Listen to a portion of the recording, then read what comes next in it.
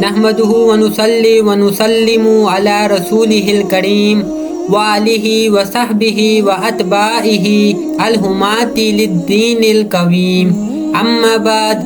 اللہ کے ایک برگزیدہ بندے اور میرے مربی و محسن کا ارشاد سن 83 میں ہوا کہ صحابہ اکرام رضی اللہ تعالی عنہم کے چند قصے، بالخصوص کم سن صحابہ رضی اللہ تعالی عنہم اور عورتوں کی دینداری کی کچھ حالت اردو میں لکھی جائے، تاکہ جو لوگ قصوں کے شوقین ہیں وہ واہی تباہی جھوٹی حکایات کے بجائے اگر ان کو دیکھیں تو ان کے لیے دینی ترقی کا سبب ہو، اور گھر کی عورتیں اگر راتوں میں بچوں کو جھوٹی کہانیوں کے بجائے ان کو سنائیں تو بچوں کے دل میں صحابہ رضی اللہ تعالیٰ عنہم کی محبت اور عظمت کے ساتھ دینی اموار کی طرف رغبت پیدا ہو۔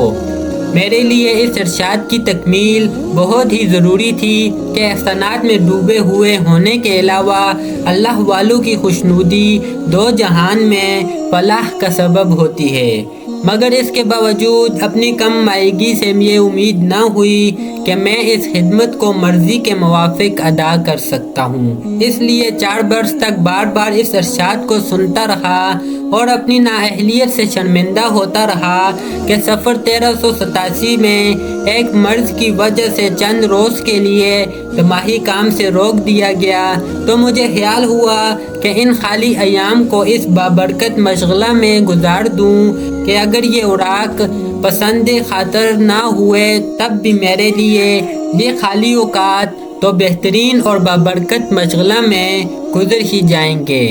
اس میں شک نہیں کہ اللہ والوں کے قصے، ان کے حالات یقیناً اس قابل ہیں کہ ان کی تحقیق اور تفتیش کی جائے اور ان سے سبق حاصل کیا جائے، بالخصوص صحابہ اکرام رضی اللہ تعالیٰ عنہم کی جماعت، جس کو اللہ جل شانہ نے اپنے لاڈلے نبی اور پیارے رسول صلی اللہ علیہ وآلہ وسلم کے مصاحبت کے لیے چنا، اس کی مستحق ہیں کہ اس کا اتباع کیا جائے کہ اس کے علاوہ اللہ والوں کے ذکر سے اللہ کی رحمت نازل ہوتی ہے۔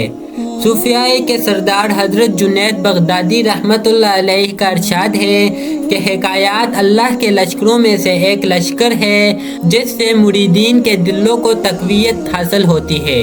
کسی نے دریافت کیا کہ اس کی کوئی دلیل بھی ہے؟ فرمایا، ہاں، اللہ جل شانہ کا ارشاد ہے۔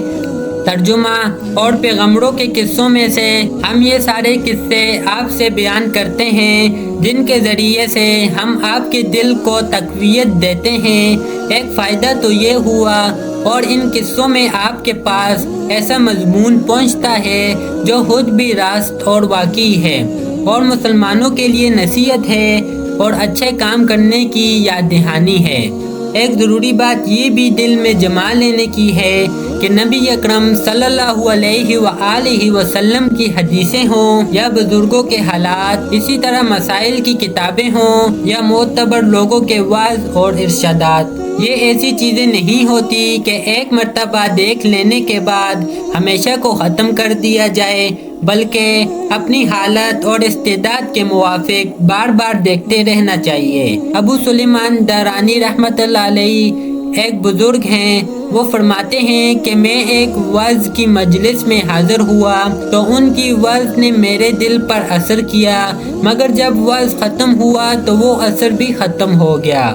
میں دوبارہ ان کی مجلس میں حاضر ہوا تو اس وعظ کا اثر فارغ ہونے کے بعد گھر کے راستے میں بھی رہا۔ تیسری مرتبہ پھر میں حاضر ہوا تو اس کا اثر گھر میں پہنچنے پر بھی رہا۔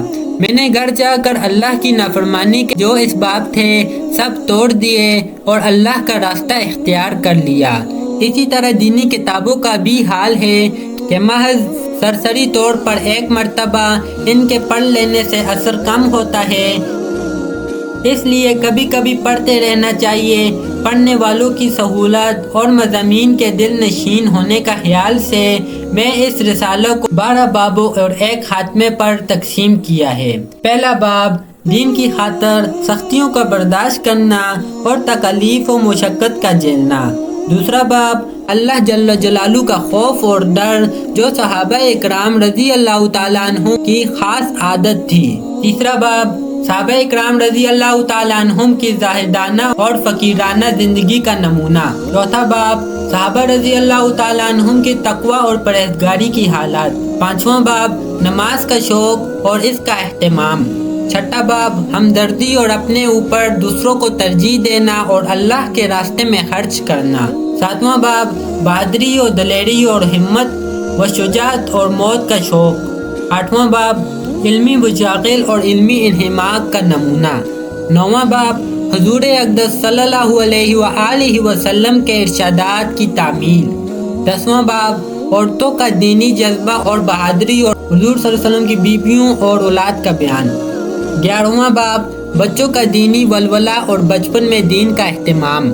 12واں باب حضور اقدس صلی اللہ علیہ وآلہ وسلم کے ساتھ محبت کا نمونہ۔ خاتمہ صحابہ رضی اللہ تعالیٰ عنہم کے حقوق اور ان کے مختصر فضائل۔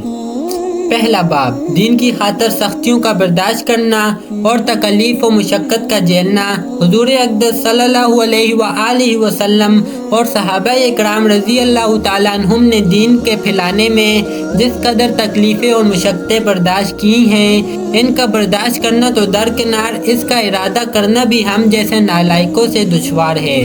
تاریخ کی کتابیں ان واقعات سے بری ہوئی ہیں، مگر ان پر عمل کرنا تو علیحدہ رہا، ہم ان کے معلوم کرنے کی بھی تکلیف نہیں کرتے۔ اس باب میں چند قصوں کا نمونے کے طور پر ذکر کرنا ہے۔ ان میں سب سے پہلے خود حضور اکرم صلی اللہ علیہ وآلہ وسلم کے ایک قصے سے ابتدا کرتا ہوں کہ حضور کا ذکر برکت کا ذریعہ ہے۔